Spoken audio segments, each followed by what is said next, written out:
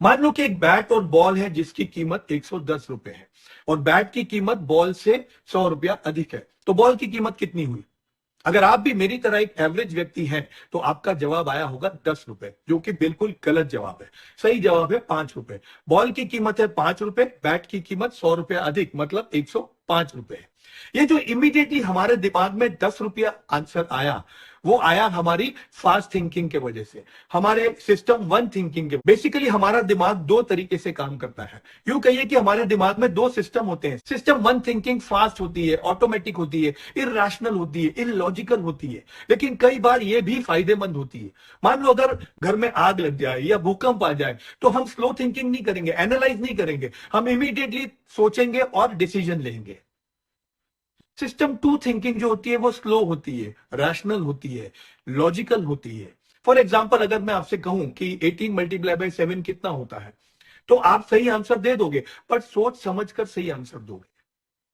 System one और system to दोनों के अपने अपने महत्व है, लेकिन प्रॉब्लम तब होती है जब हमें सिस्टम टू का यूज करना होता है और हम सिस्टम वन का यूज करते हैं, और ये चीज हमें कई सारे बायसेस और फैलेसीज की तरफ ले जाती है, जो कि सही नहीं है।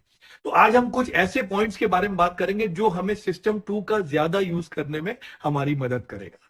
तो पहला है प्राइमिंग। प्राइमिंग, अगर मैं आपसे पहले नहाने की या बाथरूम की बात करूं और उसके बाद आपको इस वर्ड में मिसिंग अल्फाबेट भरने बोलूं, तो आप उसमें ए लिखोगे, जिससे कि वो वर्ड बन जाएगा सोप।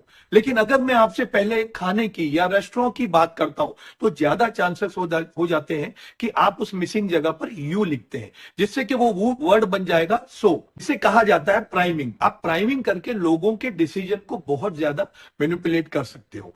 एग्जाम्पल, एक वाइन शॉप थी जो कुछ दिन जर्मन म्यूजिक बजाती थी और कुछ दिन फ्रेंच म्यूजिक बजाती थी। अब जाहिर सी बात है कि इस चीज से लोगों को कुछ फर्क नहीं पड़ना चाहिए कि बैकग्राउंड में कौन सा म्यूजिक चल रहा है, लेकिन रिजल्ट कुछ ऐसा निकला कि जिस दिन फ्रेंच म्यूजिक चलाते थे उस दिन फ्रेंच वाइन ज्यादा बिकती थी, और जिस दिन जर्मन म्यूजिक बजाते थे उस दिन जर्मन वाइन ज्यादा लोग खरीदते थे।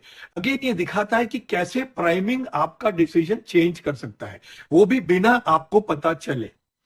इस पॉइंट का यूज हम कुछ इस तरीके से कर सकते हैं कि रोज सुबह उठकर पॉजिटिव चीजें करें, कुछ पॉजिटिव देखें, कुछ पॉजिटिव पढ़ें, जिससे प्राइम होकर हमारा पूरा दिन पॉजिटिव हो। नेगेटिव न्यूज और इंफॉर्मेशन को अवॉइड करें। नेक्स्ट है साइंस ऑफ अवेलेबिलिटी। जॉन को एरोप्लेन से ट्रैवल करके एक शहर से दूसरे शहर जाना था, लेकिन जाने से 2 दिन पहले जब वो न्यूज चालू करता है तो उसे एक प्लेन के क्रैश होने की खबर दिखाई देती है, और वो प्लेन उसी रूट से जाने वाली थी और उसी कंपनी की थी जिससे जॉन को जाना होता है।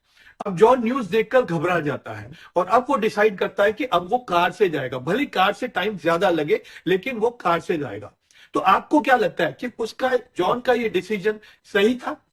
बिल्कुल नहीं, क्योंकि इस चीज को अगर आप स्टैटिस्टिकली देखेंगे तो फैक्ट ये बताता है कि एक इंसान के कार एक्सीडेंट में मरने के जो चांसेस होते हैं वो 1 in 7,000 होते हैं, जबकि प्लेन क्रैश में 1 in 2 million होते हैं। प्लेन से मरने के चांसेस इतने कम होते हैं तो भी हम इतना डर क्यों जाते हैं? इसका कारण है मीडिया और साइंस ऑफ अवेलेबिलिटी। हमें वो बहुत ज्यादा इंपॉर्टेंट लगता है जो हमें पता चलता है और जो हमें याद रह जाता है, और ऐसी खबरें मीडिया वाले बम्बार्डिंग कर करके हमें भुलाने भी नहीं देते, क्योंकि ये दिखा करके उनको मैक्सिमम टीआरपी मिलती है। साइंस ऑफ अवेलेबिलिटी कहता है कि जितना आप दिखाई दोगे, जितना आप या आपका प्रोडक्ट या आपके सर्विसेज दिखाई देंगे, उतना बिकने के चांसेस ज्यादा होगा। नेक्स्ट है हाइंडसाइट बायस। एक दिन आप अपने दोस्तों के साथ प्लान बनाते हो कि आप लोग कहीं घूमने जाओगे, तभी आपका एक फ्रेंड जिसका बाहर जाने का मूड नहीं था, वो बहाने मारते हुए बोलता है कि रहने देते हैं, आज नहीं जाते हैं, मुझे कुछ ठीक नहीं लग रहा, पता नहीं बारिश भी हो सकती है, एक्सेट्रा एक्सेट्रा। आप लोग कुछ नहीं सुनते हो और उसे जबरदस्ती उठा के ले जाते हो। अब वहां जाकर के सबको मजा आ रहा है, लेकिन फिर अचानक तेज बारिश होती है और सारा मजा किरकिरा हो जाता है। तब आपका वो फ्रेंड बोलता है, देखा मैंने बोला था, मुझे पहले से पता था कि बारिश होगी और वही हुआ, तुम लोग मेरी बात सुनते ही नहीं हो। पर क्वेश्चन ये आता है कि क्या सच में उसका सिक्स सेंस इतना अच्छा था? ऑब्वियसली नहीं, क्योंकि अगर बारिश नहीं होती तो वो कुछ नहीं कहता, चुपचाप बैठा रहता। ऐसे आपने बहुत बार सुना होगा, बहुत बार ये लाइन सुनी होगी, मुझे पहले से पता था, मुझे पता था कि इंडिया हार जाएगी या इंडिया जीत जाएगी, मुझे पता था कि स्टॉक मार्केट बहुत ज्यादा ऊपर जाएगा। इस पहले से पता होने वाली फीलिंग को जो आउटकम आ जाने के बाद में आती है उसे बोलते हैं हाइंडसाइट बायस। किसी को कुछ नहीं पता होता एग्जैक्टली क्या होने वाला है, पर फिर भी आउटकम आ जाने के बाद में लोगों को लगने लगता है कि उन्हें पहले से सब कुछ पता था। ये चीज कई बार बहुत सारे प्रॉब्लम भी क्रिएट कर सकती है। फॉर एग्जांपल, बहुत बार लोग सोचने लगते हैं कि उन्हें तो पहले से पता चल गया था और ये सामने वाले को इतनी बेसिक सी बात कैसे नहीं पता चल रही है, सामने वाला इतना स्टूपिड कैसे हो सकता है कि उसे पता नहीं चल रहा है। किसी को कुछ नहीं पता होता, इसीलिए ऐसी बातों को मेच्योरिटी से हैंडल करना चाहिए। नेक्स्ट है एंकरिंग। अगर मैं आपसे एक सवाल पूछूं तो आपका जवाब क्या होगा? सबसे बड़े रेडवुड के झाड़ की ऊंचाई 1200 फीट से ज्यादा होती है या उससे कम? सबसे बड़े रेडवुड के झाड़ की ऊंचाई के बारे में आपका क्या अंदाजा है? एक ग्रुप से इन दो सवालों के जवाब मांगे गए और दूसरे ग्रुप को बिल्कुल वही सवाल पूछा गया, लेकिन सिर्फ पहले सवाल में 1200 फुट था और दूसरे सवाल में 180 फीट से ज्यादा होगा या कम, यह पूछा गया। आपको क्या लगता है इसका जवाब क्या होगा? पहले ग्रुप का एवरेज गेस था 844 फीट और दूसरे ग्रुप का एवरेज गेस था 282 फीट। एक बड़ा फर्क है, इसे ही एंकरिंग कहा जाता है। तो आप खुद से पूछें कि इसका इस्तेमाल आपके लिए कैसे फायदेमंद हो सकता है। इकोनॉमिस्ट कहते हैं कि ज्यादातर चीजों की कॉस्ट हमें पता नहीं होती है, वो कितने की होनी चाहिए। अगर आप भी एक्सपर्ट नहीं हो, जैसे कि हम ज्यादातर चीजों में एक्सपर्ट नहीं होते हैं, तो आप भी नहीं जानते कि एक पेड़ की कितनी ऊंचाई हो सकती है। मैं नहीं जानता कि एक माइक्रोवेव मुझे कितने में मिलना चाहिए, कितने में मुझे खरीदना चाहिए, 10,000 में, 15,000 में, या फिर मुझे 20,000 में खरीदना चाहिए। इसीलिए हम अलग अलग तरीके से प्राइस का अंदाजा लगाते हैं और एंकरिंग इसका एक तरीका है। तो फिर से एंकरिंग आपके लिए पर्सनली कैसे फायदेमंद हो सकता है? अगर आप कुछ खरीदने जाते हो तो क्या आप उस प्रोडक्ट की असली कीमत का अंदाजा उसके एमआरपी देखकर लगाते हो? अगर आप कुछ बेच रहे हो तो आपको अपने प्रोडक्ट की एमआरपी कितनी रखनी चाहिए ताकि एंकरिंग का आपको फायदा मिल सके? नेक्स्ट है फ्रेमिंग। मान लो कि मैं आपका डॉक्टर हूं और मुझे आपका एक ऑपरेशन करना है।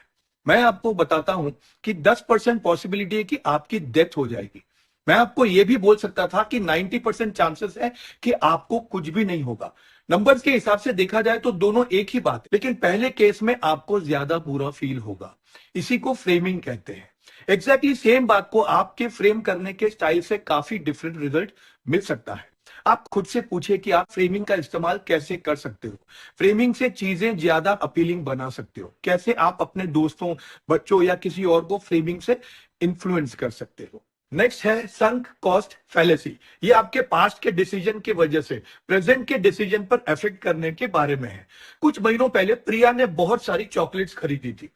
उसका घर चॉकलेट से भरा हुआ था, लेकिन अब उसे हेल्दी ईटिंग के इंपॉर्टेंस के बारे में पता चला। ये खाने से तो उल्टा उसको नुकसान हो रहा है, लेकिन क्या वो चॉकलेट खाना बंद कर देगी? क्या वो चॉकलेट को घर से बाहर निकाल देगी? उसने पैसे दिए हैं चॉकलेट के लिए, उसके लिए इन चॉकलेट से छुटकारा पाना बहुत मुश्किल हो जाएगा, भले ही इससे उसका नुकसान क्यों ना हो रहा। आप प्रिया को देखकर बोल सकते हो कि क्या बेवकूफी वाली बात है, लेकिन रियलिटी में हम सब भी ऐसे ही हैं। हमारे घर में या गोडाउन में ऐसा बहुत सामान पड़ा होता है जिन्हें हम बरसों से यूज भी नहीं करते और फेंकते भी नहीं है, क्योंकि हमने कभी उन चीजों को महंगे दामों में खरीदा। हर दिवाली उन चीजों की साफ सफाई करते हैं और फिर से उन्हें वहीं रख देते हैं, और ये चीजें हमें परेशान करती है, मेंटली स्ट्रेस देती है। और यही है संक कॉस्ट फैलेसी, जो आपके पास के डिसीजन की वजह से आपका प्रेजेंट अफेक्ट करता है। ये कुछ बातें थी डैनियल कैनेमैन की book thinking fast and slow से। अगर आपको ये वीडियो अच्छा लगा हो तो इसे आप लाइक कर दीजिएगा, चैनल को सब्सक्राइब कर दीजिएगा। धन्यवाद।